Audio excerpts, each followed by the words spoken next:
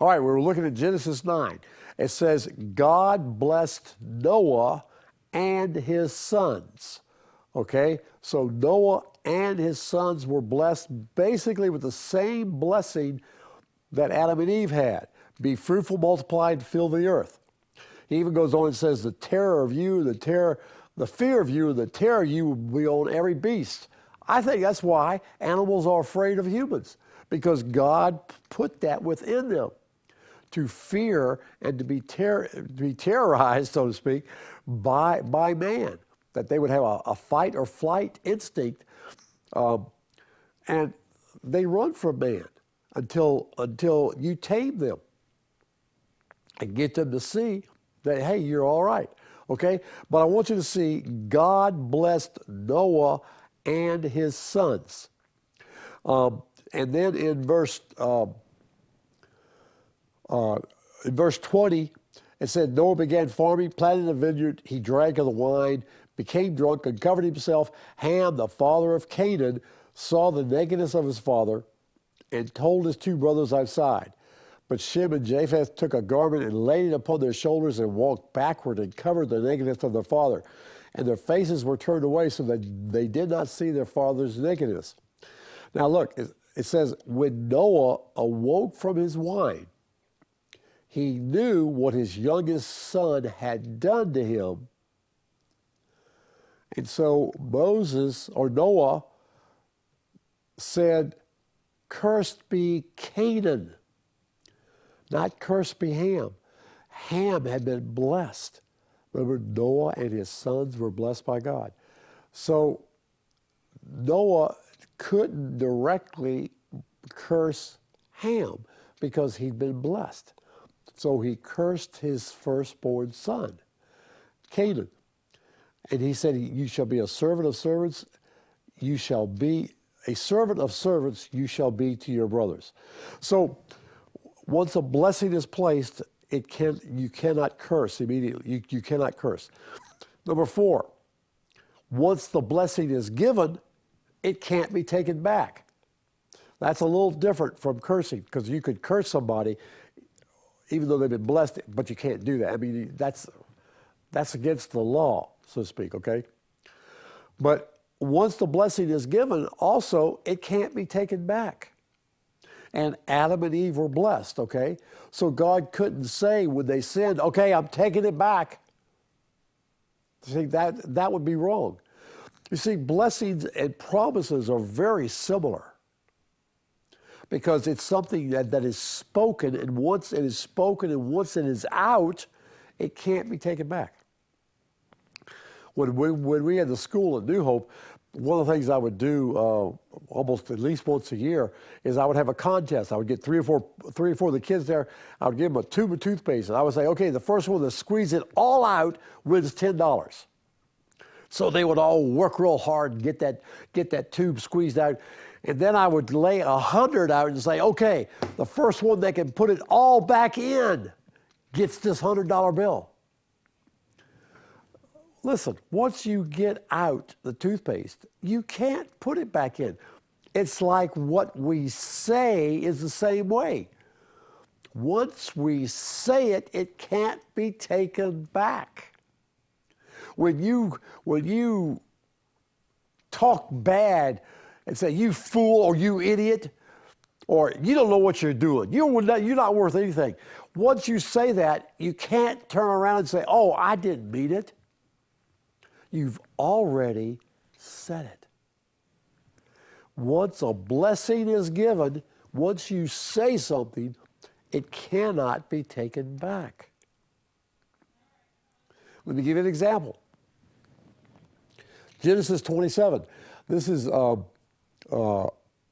Isaac when he says, okay, Esau, it's time.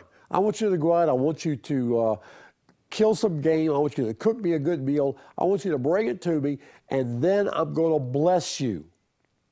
The firstborn always gets a blessing. And so it was Esau's time. Isaac didn't know how much longer he had. His eyesight was failing him. So he wanted to go ahead and he wanted to bless his firstborn son, in this case, Esau. Well, Rebekah heard. what what Isaac was going to do. So she convinces Jacob to cook a meal and take it in to Isaac and kind of dress up like Esau. There was a big difference between Esau and Jacob. Esau was a very hairy man. He was probably reddish in color because Esau comes from the word red. Jacob was a little, can I say mama's boy? He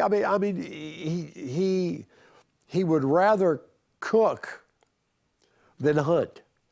You know, he wasn't a man's man like Esau was. So how could he disguise himself in such a way that he would trick his father? Well, his mother helped him do it. If you remember, he took the meal in to Isaac. Isaac ate, and let's see.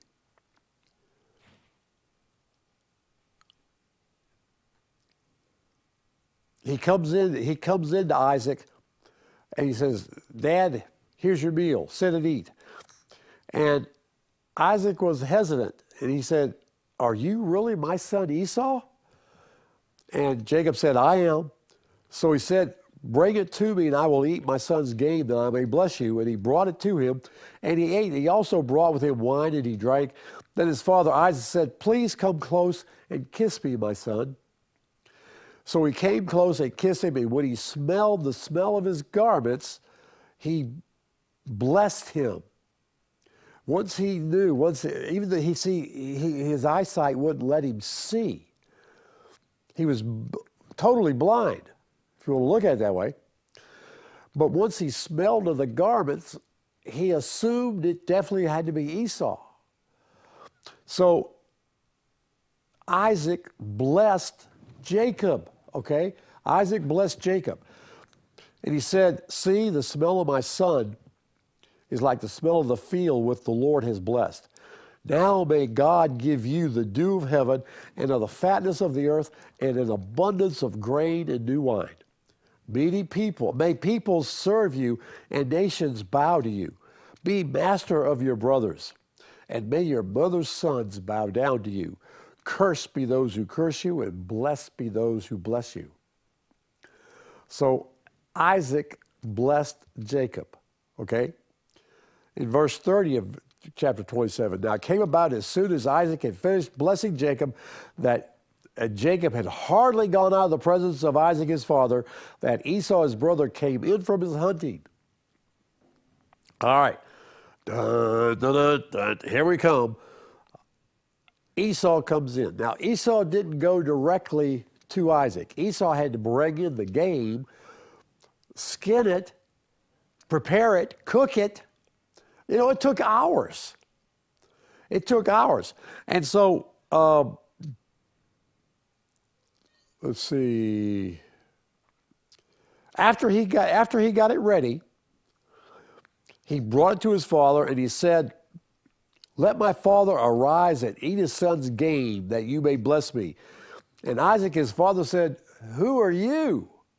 He couldn't see. And Esau said, "I'm your son, your firstborn." Then Isaac trembled violently. I think he was really mad. And he said, "And who was he then that hunted game and brought it to me? So I ate of all of it before you came and blessed him. Yes, and he will be blessed."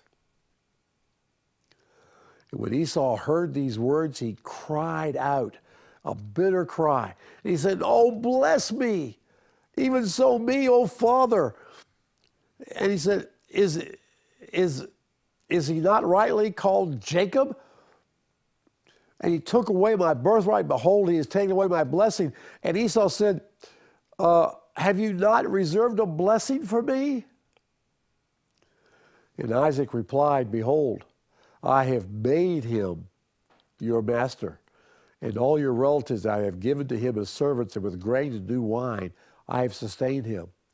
Now as for you then, what can I do?" He had spoken the blessing, even though it was over the wrong son.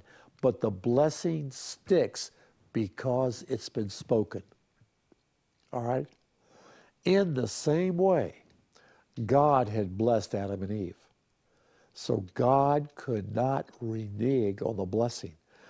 Now, in this case, that's not a good thing because God stuck.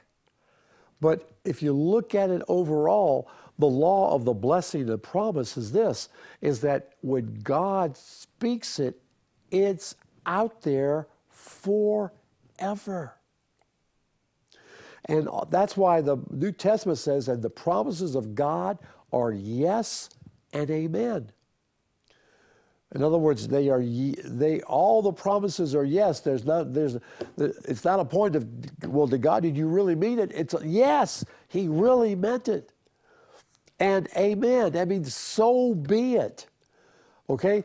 So from that standpoint, it's a good thing. But we've got to understand that when we speak things, because we're made in his image, they're out there.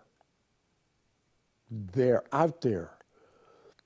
And if you speak a curse against somebody, oh, I've never cursed anybody. Listen, if you've called anybody stupid, if you said you'll never amount to anything, if you said anything negative like that, then yes, you've cursed. And it's out there. The only thing that can be done is warfare against that curse to break it. Okay, time for our next break. So let's take our break, and I'll be right back.